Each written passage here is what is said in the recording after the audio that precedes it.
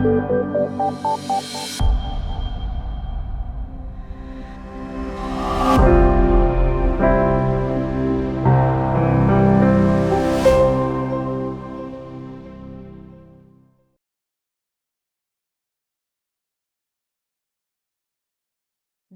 autumn in 2025, we are starting our 11th season of the idtalks already 2 weeks ago. And in this season, we are focusing on social justice. We will be looking into the dynamics between structural change and individual inclusion. We will be focusing on individual needs and seeing them through the lens of developing inclusive, diversity-sensitive structures that eliminate barriers for all. And every 2 weeks, we will be looking into one particular topic on this broader spectrum of social justice. Today, we are going to talk about youth work. How does social justice translate into youth work? What are the different models to ensure access and equity in youth work? We will talk about whether youth work is a value-based profession or should it be about societal change or individual integration. And we will be looking into this topic with a great speaker from Italy, Silvia Volpi. That is called Volpasa by her Italian colleagues. Maybe she should explain it later. She was born and now is still living in Italy, but in between have been living in France and Spain. We working with different countries, and especially some that are very dear to my heart in the Caucasus region and Turkey. And she has more than 30 years of experience in youth work, starting as a volunteer in summer camps and now doing also coaching and training at national and international levels. She is also one of the founders of Redo, Human Rights Education Network, with some that they started with some Italian colleagues in 2001. She has many interests and a lot of stories. So I am inviting you now, Silvia, to take the floor and continue introducing you and the topic that you are here to present. Thank you, Anna. Thank you very much. Thank you very much for the introduction. I think now I'm kind of obliged to explain why I'm called Volpazza before starting and entering to the topic. Actually, Volpazza is composed by two words. One is my surname, Volpi, in effect, and pazza, that is in Italian, means crazy. So this is why my colleagues are calling me Volpazza. That is the mix of surname and craziness in my working and in my life. At least it's their perception.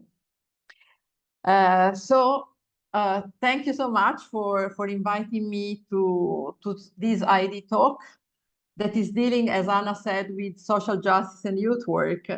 And I will explore these two concepts that are interconnected in my experience, telling you a little bit more about my story. We can start our journey. It means that we are ready. Before entering directly into the subject of social justice-based youth work, I would like to start with a question to you all, yeah?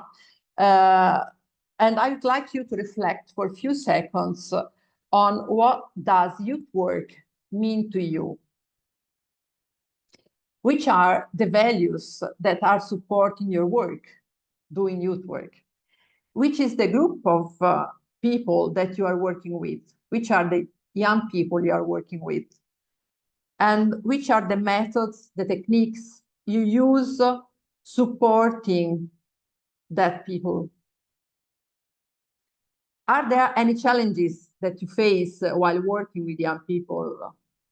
Or do you have successful stories or failures that are coming to your mind? Feel free to use really few seconds and to fix these keywords that are coming to your mind in your laptop, in your mobile, in a paper if you have any in front of you, just to fix in your mind those keywords that are related to youth work in your experience to you.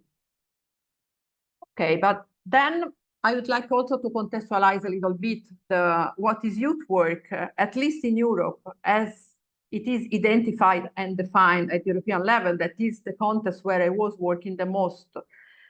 And for instance, the European training strategy competence model for youth workers describes youth work as a practice where youth workers connect with young people in all kinds of no formal and informal settings.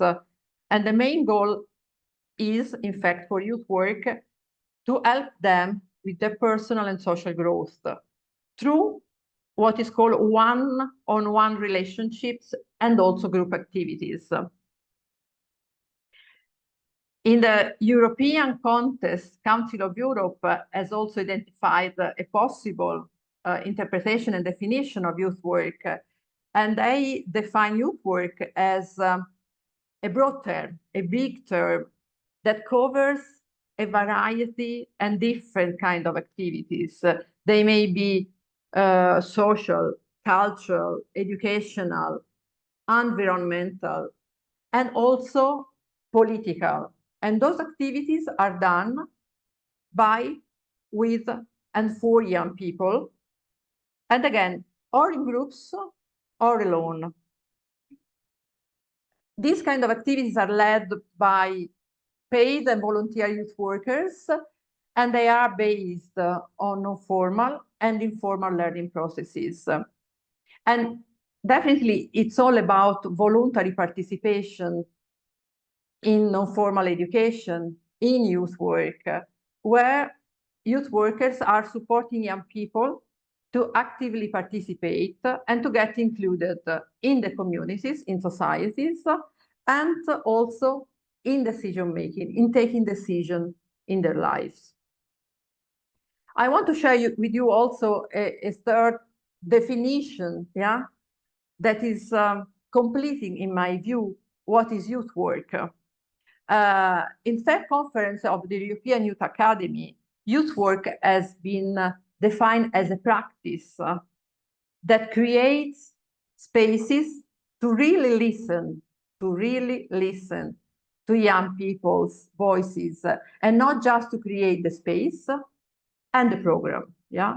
So where we listen to young people's voices before creating spaces and creating programs for them, with them, but we listen at first to them. In other words, if we sum up what youth work is, we may say that it's also an exercise that sees that the young person is a key player in our society. Yeah, is not in an island, is living in a society, is part of the society, and is a key player. And the role of the youth workers is the one to empower young people to use their voices, to be active, and probably to create their own community, to have a key role in the community as well. I don't know if these definitions are corresponding to your definition of youth work or to the keywords that you have identified a few minutes before. But to me, I may say that it was not enough when I started to be a youth worker, and still not enough, because I have the feeling that I ask young people a lot. I ask often young people to change, yeah, to become adults. I ask people to be active in society. I ask people to be brilliant, to find a job, to be resilient, to cope with difficulties. I ask really a lot. And probably if I see back also my story, if I see back what I was doing and what I'm doing, I'm not listening enough. Yeah. And this is posing me some questions, is creating, if you want, a kind of dilemma. Is it enough what I'm doing? And I have this feeling that most of the time, doing youth work, I was asking young people to change, to fit in a world that is fantastic and beautiful because of different reasons, but is also unjust and unfair and unequal. But let's move from these questions to my story. I'm not bringing you a case, yeah, but I decided to bring you my story, yeah, that probably is more real, is what happened to me in my life, actually, and also is in a way, to me, clarifying why I'm doing what I'm doing, and also why I'm putting the passion I'm putting in the work I'm doing. Let's start from the very beginning, yeah. As Anna said, I'm Italian. I was born in Italy, and my parents were, let's say, belonging to what was defined at that time to a lower middle class. You know, I mean, my parents were working quite hard to provide us what we needed, meaning a roof on our heads, the food on the table. They were paying for our studies, for me, of course, and for my brother. And time to time, we had some vacation. And it is the case in this picture when I was a child. And even if my social class, let's say, let's put that way, yeah, might have suggested a different educational path, I was very eager to attend a classical high school. It was my dream. Since when I was a child, I wanted to study, I want to research, I want to write. And this is what I did, yeah. My parents were paying the studies in this field. And you know, in the classical high school in Italy, you study Latin, ancient Greek, philosophy, because you are supposed later on to go to university and to continue to study and study again. And but the story, as always, was not linear. And in my first class, on the very first day, the teacher asked us to introduce ourselves, to say our names, our surnames, and also she asked us to present what our parents did for a living. Of course, because of my surname, Volpi, with V, I was the last person, yeah, to introduce who I was. And of course, I was a little bit ashamed and emotional at that very moment.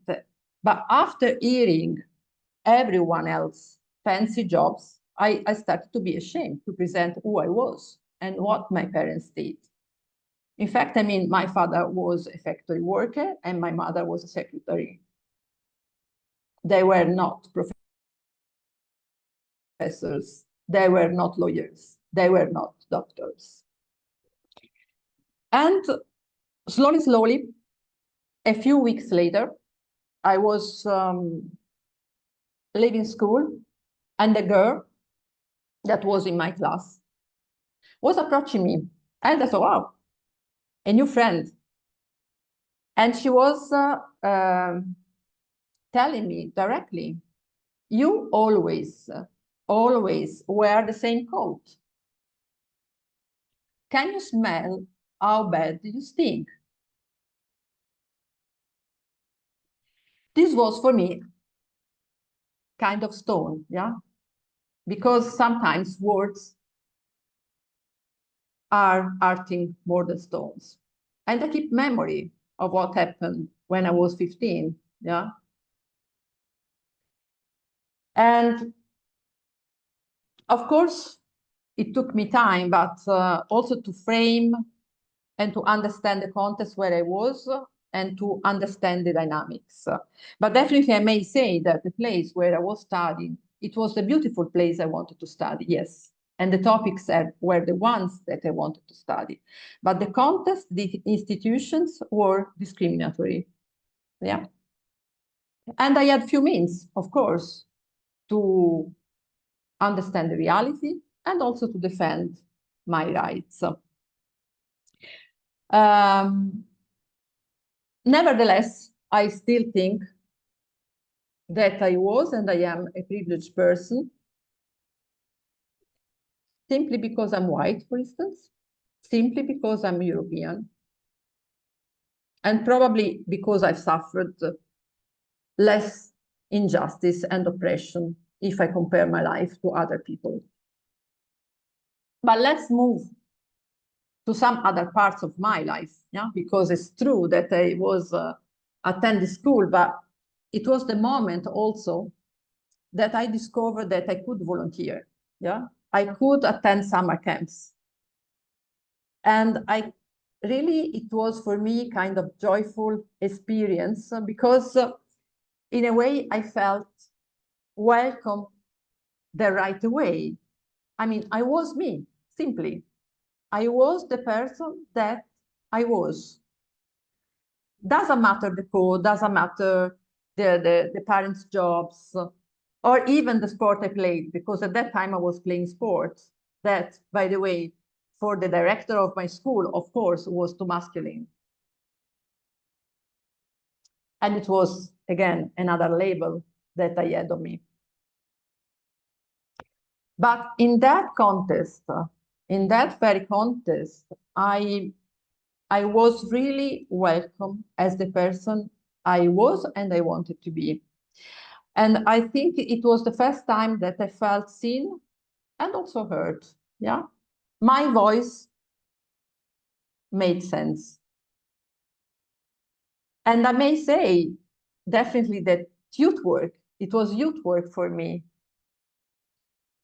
was supporting me, yeah, to build on my identity. And youth work was supporting me to understand better the society and the context. And probably there is no surprise if later on I started to consider the possibility to work with young people in the non-formal education field, in the youth work field. And because I think that for me, what was the most important was and is that every person, every single person deserves to be seen with dignity. And every single person deserves to enjoy the rights.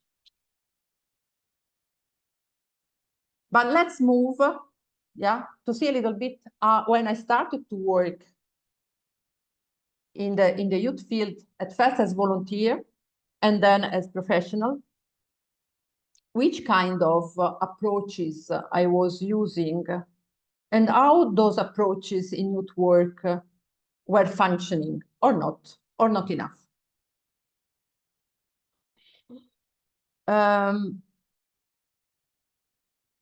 As Anna said, I have been trained in human rights and human rights education a lot, and my studies have encountered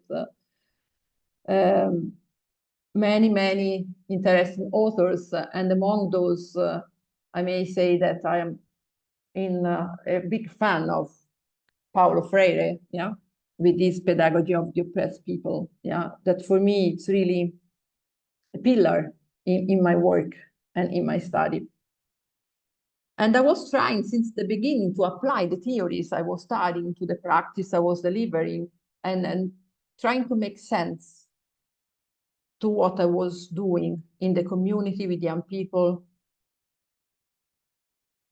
At first, I started to work in 1993, a little bit long ago, and as youth worker in Florence, in Italy. And at that time, youth workers were basically working, at least in the districts where I was working, were working with the young people that were defined at risk. People that were risky. They were at risk because they were likely to get involved with crime. And those persons were the persons that were drug addicted, but later on the term was representing even more people, for instance, that were living in poverty, or people that were unemployed, or people with a different background, not being Italian. And the approach, the model of reference that we were using was the one that was called, theoretically, prevention intervention. We were trying to prevent people, as I said before, from getting into the criminal justice system, yeah? And we were trying to help them to become healthy, successful adults. We put all our energy to do that job. Sometimes we were succeeding, sometimes we were failing. But if I look back to that experience, probably we were missing a point because we were focusing above all on the risky part of those persons, defining them at risk. And we were missing, I think, the bigger picture, yeah? Because we were not considering enough which were the oppressive factors that had an influence in those people's life and also in the way they were taking decisions in their life. 10 years later, more or less, yeah, I may say 25, 10, yeah, 10 years later, new models of reference appeared in our work. I was still working in Florence, but I was changing role. I was coordinating educational services, yeah? And the paradigm was changing because young people were identified as people with talents, with potential, with strengths, just to be explored, just to be discovered. And together with that, a new approach that is called the positive youth development approach was in a way the one that we were using, trying to focus on the potentials and talents of people and exploring them in order to build on the activities, the actions, the practices. For instance, very recently, our regional government has launched a program that is called Talents in Action. Yeah, that is for young people that are between 18 and 34, that they are considered not in employment, nor in education and training. And there again, I think we are missing the point, because we are labeling young people as people that are not. They are negatively labeled and probably misrepresented, yeah? And I agree with some researchers that are arguing as well that in this model, yeah, that is trying to explore talents of people and to enhance also their capacities, we often overcompensate by promoting a lot of opportunities and support as the only possibility, as the only things that young people need to have opportunities, to have possibilities, to have support in order for them to healthy grow as adults, without considering enough, and without looking to which may be the oppressive factors that have an influence in their life, but focusing mostly on the positive side. So the question now is, if those two models were models of reference that have had, let's say, an impact in my work and also guiding me in the work I have done as youth worker at FES and later on coordinating also some educational services, what can be another way? What can be a possible and different way of doing youth work? And probably social justice youth work is another way of framing the work we do as youth worker. I may say that preparing this talk, and also before in my work, what was helping me a lot in my reflection and also in the identification of what is social justice-based youth work is an article that has been written by Monica McDaniel that is called Social Justice Youth Work, Actualizing Youth Rights, and also a thesis of Alan McKee with the title Young People, Youth Work and Social Justice, a Participatory Parity Perspective.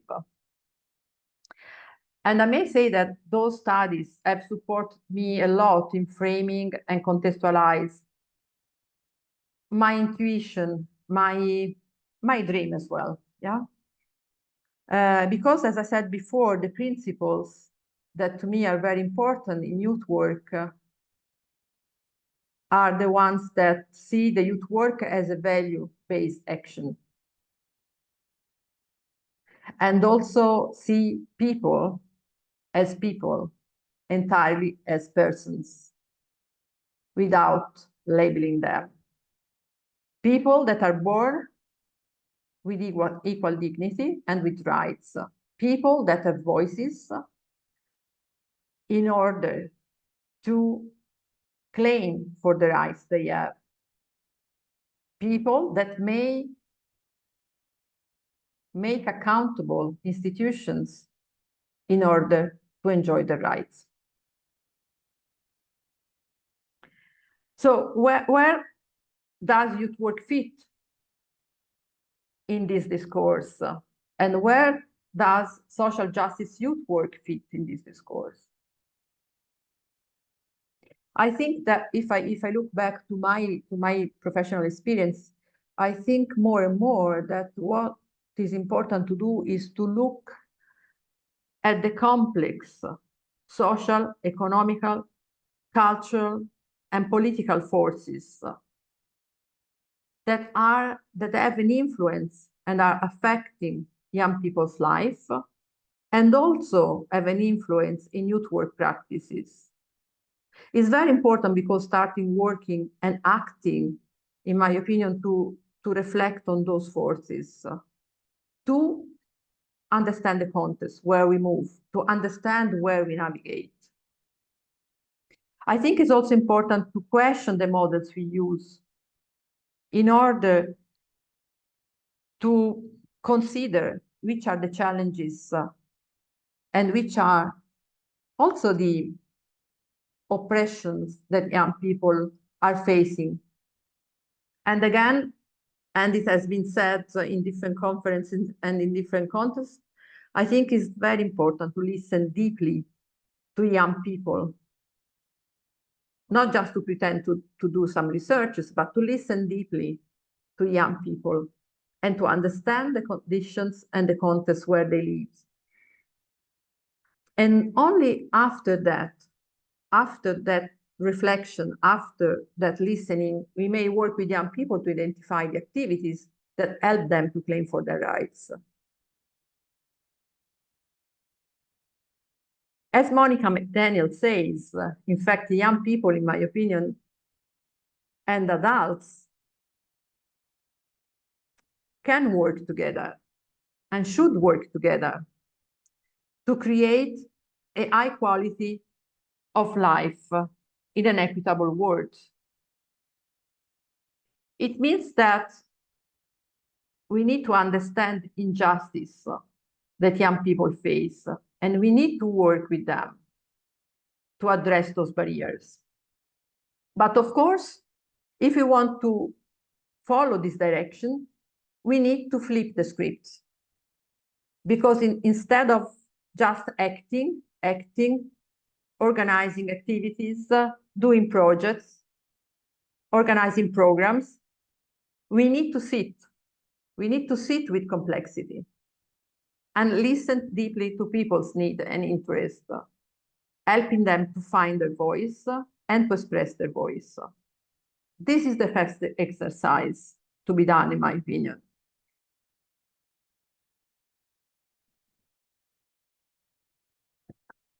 And of course, social justice youth work, to me, is a political action. Probably is obvious from what I'm saying. And we need to take political action to hold institutions and people that are in power accountable for the oppression they allow. If we want to work as youth workers, basing our work in social justice. And probably we need also to stop focusing just on the results, on the output, on the outcome of the programs of our organizations.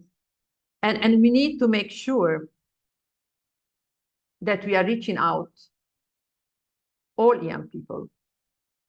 Anna said social justice for all. Yes, we need to reach out to all young people, not just the ones that are able to find the right information to participate, the ones that have the competency to participate in society, but the ones that have not that power, the ones that are not so privileged. And I think we also need to figure out which is the method and the technique we need to use here and now, where young people are, living, in the context young people are, yeah?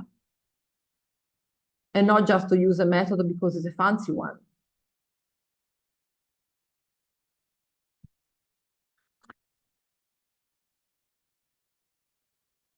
But probably more than social justice-based youth work, what we should do as youth workers is to actively work against social injustices that are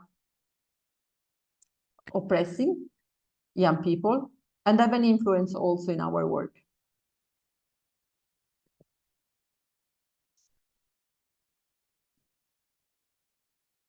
Probably, again, as Monica McDaniel says, we don't have to change just to get privileges.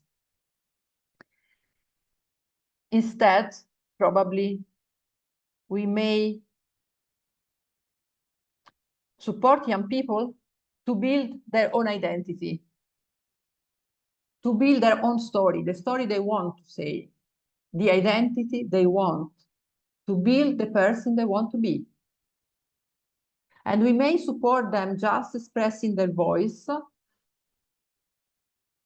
to talk about injustice they have faced and how they have faced and the challenges they have faced, in order to make persons in power, institutions accountable for that. And of course, this growth means to grow individually and to grow in a community.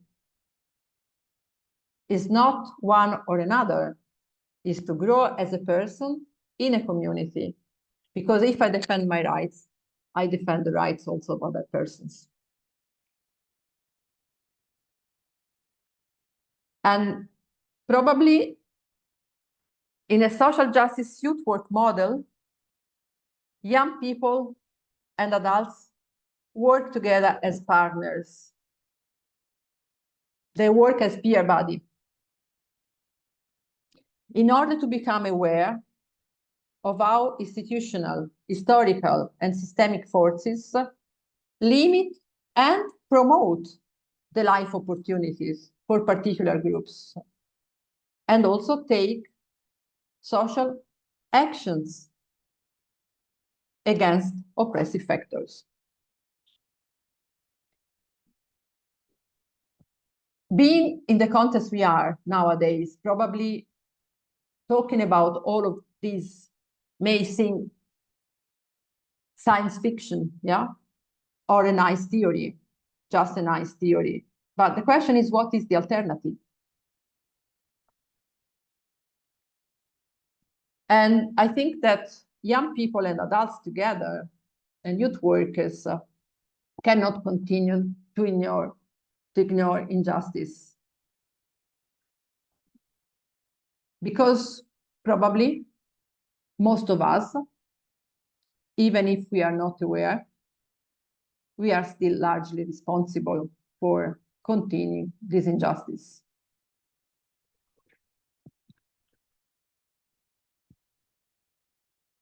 But I want to wrap up a little bit, and I would like to close my speech using some questions that are coming from the article of Monica McDaniel, that are the following.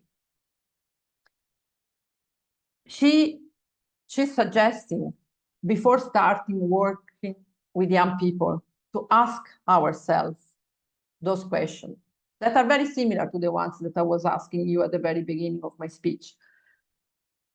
And it's very important to ask ourselves why I do work with young people. What is my passion? Why I do work with this specific group of young people? Why I do work in this context, in this particular space? Why do I work with them in this way, using these methods, using these tools, using these techniques? And there are no right and wrong answers to those questions, yeah? There are only our answers. But probably it's very important to explore those questions and also to explore how our own privileges and our own oppressed identities are overlapping and differ as well, yeah, from the ones of the young people we work with. I think we need to be aware on how our own privileges and also oppression affect the lives of young people and those around us. It's only then that we may work as partners with young people and to change the injustices in all our lives. Because, in fact, many of our struggles as adults or struggles that we suffered being young person are also the struggles of young people. And I think we need to make sure that we do our job, that we make sure that we do our part, not to continue the cycle of oppression. Thank you very much. Thank you very much for listening. And I'm here with you to continue our talk together. Sabrina, I saw a hand, I think. Yes, hello. Hello, everybody. Hi. Hello, Silvia. So, yes, so we were discussing, so I hope just the questions are still there. Yeah. So we were discussing the question, so for concerning the definition. So I think the basis of the definition is there for all of us, but the fact to be in different country, in different reality, in different parameters is changing the youth work. So that means that if we want to promote the rights of the young people, we cannot do the same in our country. The human rights, the social rights, it's not possible. So we have to adapt. So it's which impact this definition, and also the resources or the what the state is allowing. When we are more in a conservative country or liberal or social, then it's not the same kind of work. Yeah. So also that there is for some people a need of being trained. So I was a bit doing some propaganda for the Council of Europe Youth Work training. I don't know if they continue, Silvia, this training. Yeah. Not sure. Okay. But yes, so it's important to be trained, or also to to have some platform like we have here now with you, to exchange what you are doing, what is very valuable on the ground, which kind of project, which kind of funding. So I think we have like some good tools now to do it, networking event, etc. So yes, basically it was the idea. Yeah. Thank you, Sabrina, for sharing Thank you. About the reflections you had in the group. Let's hear out other groups, the other groups as well, and then I will pass the floor to Silvia, maybe to address your comments, or if there are specific questions, those questions, and then we will go to the questions in the chat. So the other groups, please give a sign and take the floor. I think the only thing we manage is two things. One colleague said that, what do you do if this term social injustice doesn't exist in your country from the language? How can you work on that? And another comment was that it is so diverse and different across Europe that it is difficult to to speak about it as it would be all the same. A lot of youth workers are doing social justice in youth work, and that was maybe not pointed out enough in the introduction from Silvia. So at least I felt a little bit like, okay, are we all doing wrong or what? So there was a bit the try to to give feedback from the working group, but it was really technically a nightmare. Yeah, just to add that maybe this is also the topic that it's still, from at least my perspective, not really widely discussed, and it's somehow in the bubbles. Yeah, so we have something we focus on, and it's not like in a discourse still in broad education as such, cross-sectorally, and so on. And so this is to check how is it present in curricula. We also had this question, and how it is in the education of youth workers. Yeah, so how this is tackled. Thank you for your questions and also for your comments. I may start with Sabrina, that was underlining that different persons are working in different contexts with different situations as well. And yes, it's precisely what I mean when I say that we need to start where young people are, in the context they are, in the context we are as youth workers, in which we have different conditions, in which we face different situations, different challenges, and we have also different opportunities, right? And of course, I think that we don't have a single method that works in every context. And I think, as you said, that we need to adapt. And we need to adequate our work to the context we work and to the situations young people are facing. There is not only a possible model, that we can use, but it's up to where young people are, that we are able then to address the issues they want to tackle and the challenges they are facing, or we promote the opportunities we may promote.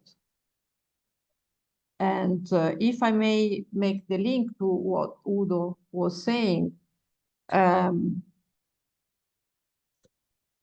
for me, my experience, the point was that sometimes I was so happy to promote the opportunities that I could promote with my organization, that I was not investigating enough on what was the situation of the young people, making what technically is called needs analysis.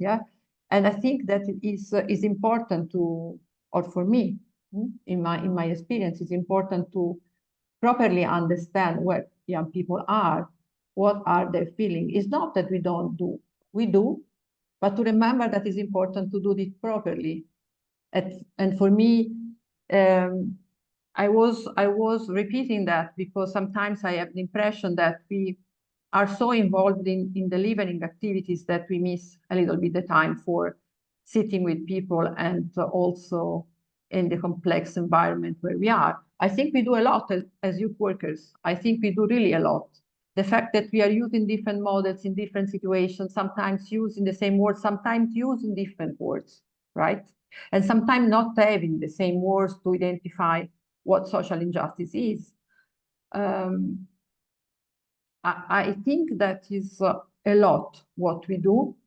But if I have to look to a way that is improving, yeah, what we are providing, what we are doing, is that we need to devote more time to analyze where young people are, giving them the space for expressing where they are.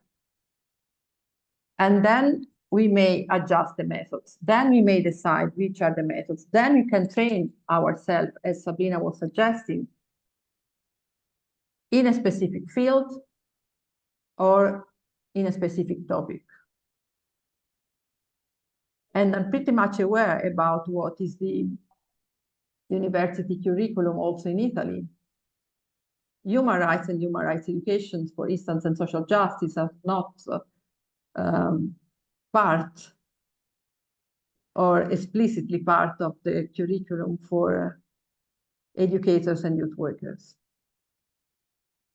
So I understand the request from Sabrina that was requesting to have platform as we have now, where we may discuss, share, and also learn from each other. One question, maybe I try to group them in a way so that we have it. A group of questions are about funding, where it comes from, and whether the funding comes independent or in a way. Well, this one question from Ilber says, when youth work funding comes from institutions that may uphold very inequalities we are trying to change, how do we stay true to social justice mission? We also very often talk about youth work being underfunded, whether youth work can be ethically funded. So how do we protect youth work from the funding interest that maybe comes at the cost of the values of it? Yeah, I think it's a very important ethical question that we have in the youth work field, actually, especially when you talk or try to implement social justice-based youth work. I may tell you my experience in my very local and small organization. What we are trying to do is trying to use a diversity of resources, and we try to call them resources and not just funding, because what we are trying to do is to use resources as donations, for instance, or crowdfunding, or recycling some materials, reusing some materials that can be beneficial for the work we do, and not just using public funds that may be national or European. Yeah. So we are trying to compensate and to use different way to have resources for doing the work we do. It's not easy. It's not easy to be fully ethical in the work we do. But I think we may start, yeah? We may start, and we may use a diversity of resources. And especially, I think it's important that we reuse and recycle materials, and we may activate campaign for crowdfunding. That is something that in my organization is also an alternative. Another interesting question, I think, came almost at the very beginning of the talk as you were presenting. Görkem is asking, you said volunteering made you feel truly welcomed when you were telling about your story of your teenage years. Do you think youth work today still offers that same sense of belonging? And maybe to link it a little bit with the question here that Ayub is asking, what are your views on different formats of youth work that exist today, like youth clubs, associations, also youth initiatives, non-professional? Yeah.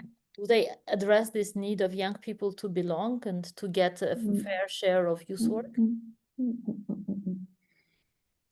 Yeah, I think there is not a unique way to look at youth work. And there is not a solution, but there are different solutions and different possibilities, depending, again, where young people are and what young people needs and what young people feel.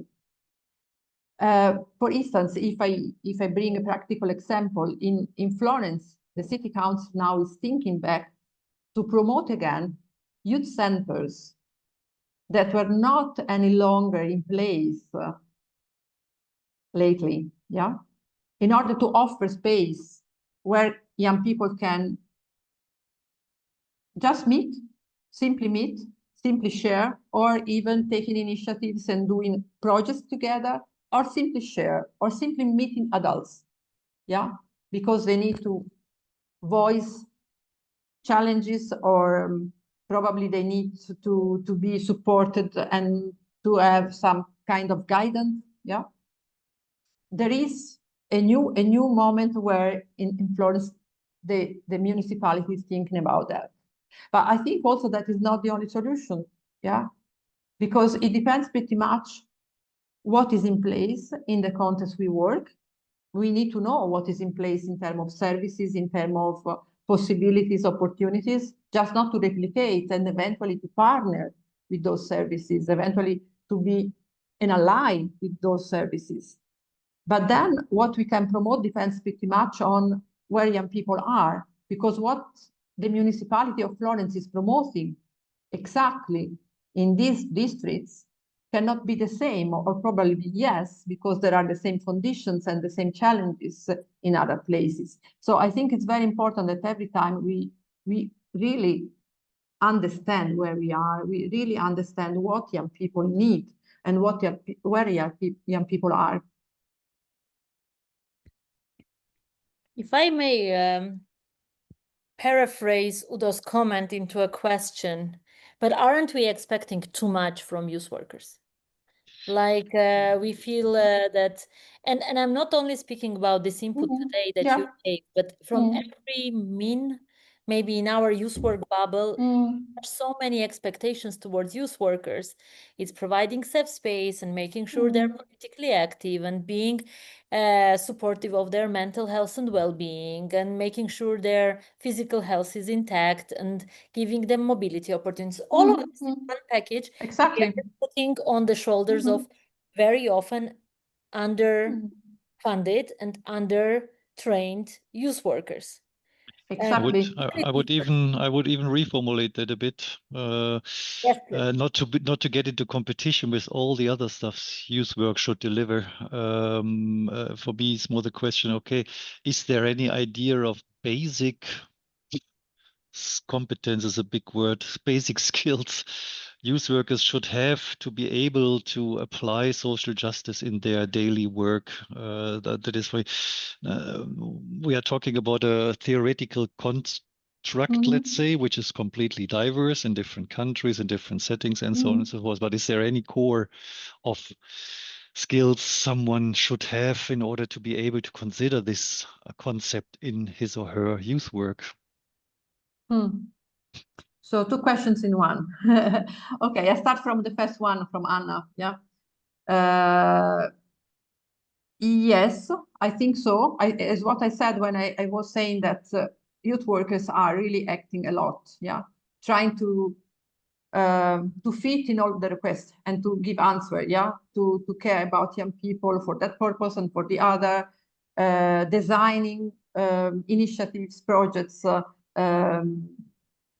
Respecting deadlines, being in link with the organizations, and so on and so forth. Yeah, they are probably overwhelmed.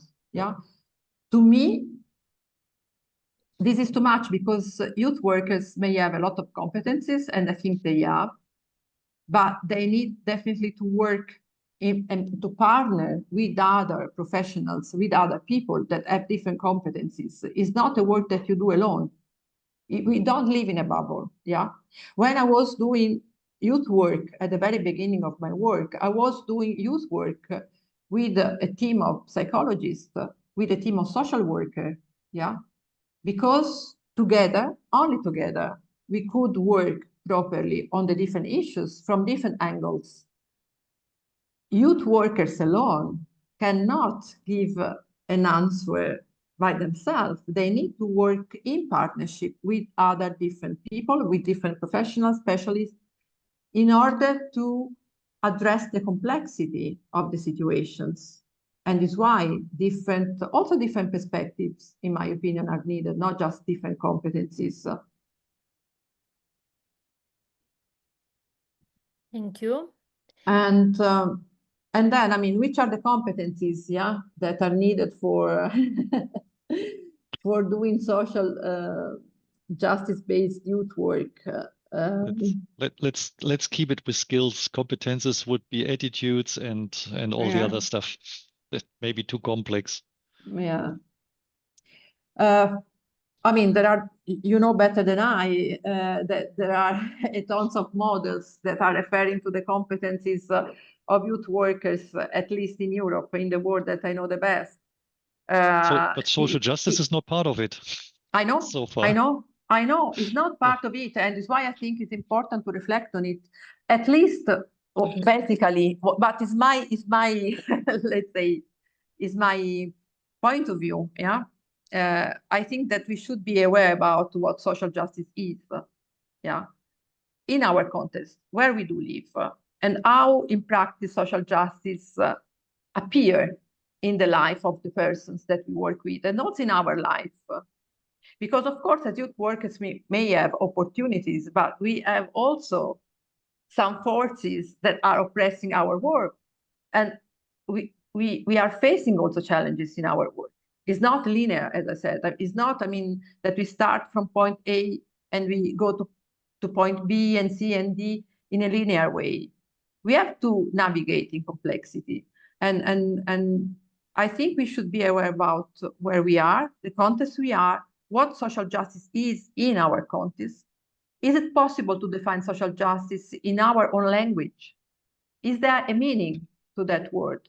Because I think it's quite easy to speak in English about social justice, but what does it, if I translate into Italian? There is already a different meaning, yeah? As I said before, social justice for us, when we were working with young people, was mostly related to criminal justice. Yeah. So it depends pretty much on also our context, our language, on the meaning that we give to the words we use, because probably we use different terms. Yeah. But we understand the same. For me, what is the most important is that we care about people's rights, and we care that people are able to claim for the rights, yeah, and to identify properly which are the rights they have, and also to claim for the rights in the context they are, in the situation they are. But now I will have to pass the floor to Olaja. You probably forgot about her. We never forget. And she's been trying to put all these complex ideas onto her graphic recording. So maybe we give Olaja a second to show her work, and then we will close today's ID talk with Silvia. Thank you, Anna. I will start sharing in a second. It's as usual the draft version, but today is a bit shorter than usual because I had some technical issues behind the screen. But yeah, I really like it how it sparkled so many discussions, sensitivities, opinions, perspectives, because that's also what ID talks are about, right? Not just to take in whatever the speaker says or whatever we believe, but also to play back and forth. And I think for me, my personal takeout of all these bits and pieces that Silvia shared with us is that youth work is changing. Youth work had one shape back in the 90s, then it had another shape back in the 2000s, and it continues changing, and it has to change as well, and it needs to to respond to nowadays conflicts, challenges that we see around us. So it's constantly evolving, and we are all, if you are here, it means that you are also part of this bubble. You are also contributing to these changes. So that is what I take with me today. And again, this is the draft version. The completed visual recording will be sent to you in just a few days to your emails if you registered. So thank you so much. Thank you, Olaja. Like always, I'm impressed by how you do this. Silvia, back to you. If you have some final thoughts to close today's meeting, keeping in mind that more ideas, reactions, and questions are coming even at this very moment into the chat. Yeah, exactly. I've seen the questions. Probably what if I may, you can reach me also by email, and if you have questions, I'm available for sharing with you and to answer to your questions. So I'm very happy to do that. I think that in half an hour is not possible to address altogether the complexity of social justice youth work and how can be performed in different contexts. But I think it's also how to say important that we have this tension in our work that is supporting us in addressing young people's rights and also youth workers' rights while doing the work we do. Because as I said before, while we listen to young people and we address them and also listening to the challenges they may face, we also listen to the challenges we face. And it's very important that we are aware about also the challenges and oppressive forces that are in a way barriers for the work we do and the way we do the work in the context we are, in order then to be able to work properly with young people. So what I can say is to wish all of us to find the right way to do youth work in the context we are, with the changes in our environment, and to still continue to do the work that we do, because it's really a lot, I think, and to remember to partner, to remember to find alliances and partnership with other professionals while doing youth work. Thank you very much, Silvia. I think it was mission impossible to try to capture all of this in like 25 minutes of input and 30 minutes of discussion, but I think we have gone a long way, and important muscles have started to work around these concepts. And we will be looking forward to seeing you in 2 weeks at our next ID Talks on social justice topics. Next time we are going to talk about human rights. I think very interesting. With Naringa, we will be having another very interesting ID Talk session. So please come back, spread the word, and yeah, thank you very much, everybody. It was great seeing you. Ciao.